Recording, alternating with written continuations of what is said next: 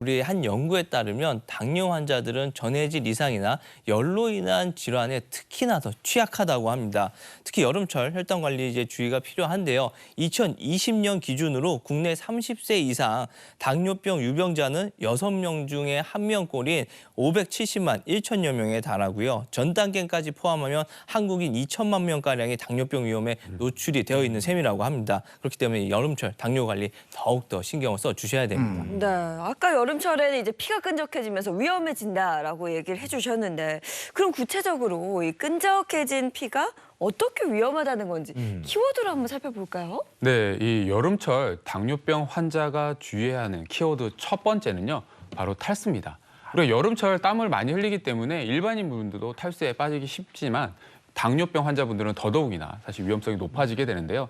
이 당뇨병이라는 것이 인슐린의 분비가 제대로 잘 안 되거나 혹은 인슐린이 제대로 작동하지 못하면서 우리 몸속에서 혈당이 계속 높아지는 상태잖아요. 그렇다 보면 포도당이 우리 몸의 소변으로 사실은 계속 빠져나가거든요. 그러면서 물이 같이 빠져나가게 됩니다. 그러면서 소변량이 점점점 늘어나서 우리 몸에 탈수를 일으킬 수 있기 때문에 특히나 여름철에 탈수 위험이 높아지게 되는 거죠. 그렇죠. 뭐 우리가 일반적으로 탈수 그런데 옛날 어르신들은 뭐 일반적으로 여름철 땀을 육수라고도 많이 하셨거든요. 근데 육수 많이 흘리고 땀 많이 흘리면 뭐 그냥 약간 좀 무기력한 이런 증상 정도 있는 건 아는데 당뇨 환자들은 뭐 다른 더 중요한 증상들이 있을까요? 네.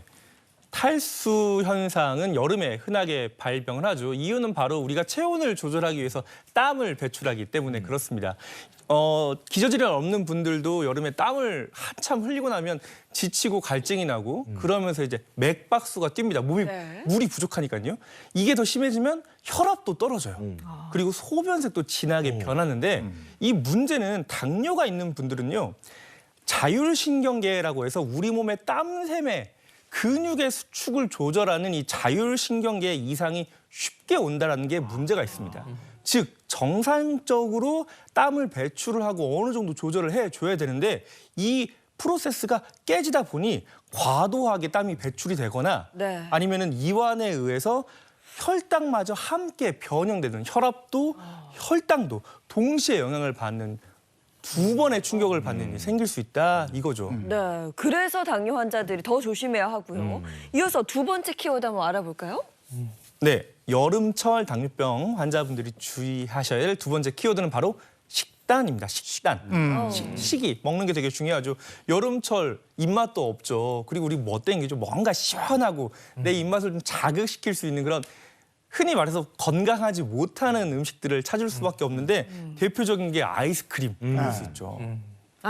맛있나요? 맞아. 아이스크림도 그렇고 요즘 이제 카페 가면 저는 그렇게 복숭아 들어간 뭐 에이드, 과일 주스, 수박 주스 이런 거 엄청 먹거든요. 음료 메뉴도 굉장히 다양하잖아요. 네.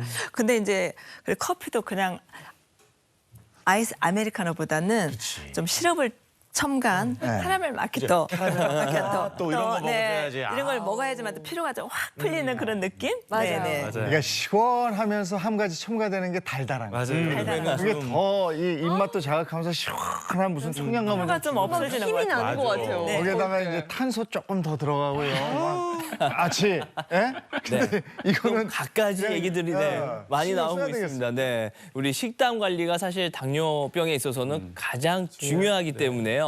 지금부터는 제가 이제 여름철 어떻게 당뇨 환자분들이 식단 관리를 해야 되는지 한번 짚어드리도록 하겠습니다. 일단 자신의 하루 식사 열량을 정확히 알고 있는 게 중요하기 때문에 항상 좀 내가 얼만큼 먹었는지 체크하고 기록을 해두시는 게 좋고요. 이 무더위로 입맛을 잃었다는 핑계로 무절제하게 여러 가지 음식들은 섭취하지 않도록 하는 게 좋겠습니다. 그리고 식사를 하실 때 6가지 식품군을 골고루 섭취할 수 있도록 하고요. 입맛이 없어서 식사가 부실해지거나 이 적절한 영양 공급이 어려울 경우에는 식욕을 유지하기 위해서 이때만큼은 색다른 식단이라고 해서 이게 건강하지 않은 건 아니고요. 건강하지만 평소에 먹던 게 아닌 좀 색다른 식단을 해주시고 뭐 이제 폭식이나 이런 것들을 하지 않도록 좀 항상 일정한 약, 정량, 정시 맞춰서 드시는 게 좋습니다. 식생활의 균형을 맞춰라. 그리고 내 식습관이 깨지지 않도록 해라. 이런 얘기고요. 앞서 그 첫 번째 키워드였죠. 탈수와 관련해서 목마르면 물 마시면 되는 거 아닙니까? 물 마시는데도 뭐 주의할 점이 있습니까? 네, 우리가 이제 갈증이 나니까 물을 한 잔 해야겠다 이렇게 흔히들 생각하시는데요. 그렇지 않습니다. 내 몸에서 갈증이 느껴진다라는 순간 이미 내 몸은 수분의 부족 상태에 들어간 거라서 주기적으로 특히 그 투석 치료를 받지 않는 당뇨 환자분이시라면 물이 혈당에 영향을 주는 게 거의 없기 때문에 갈증이 나기 전에 시간을 좀 정해놓고 주기적으로 물을 좀 드시는 게 좋은데 여름 되면 시원한 그런 탄산음료, 콜라라든지 뭐 사이라든지 이런 거 땡기지 않습니까? 아우 저거 정말 건강에 좋지 않는 행동이라서요.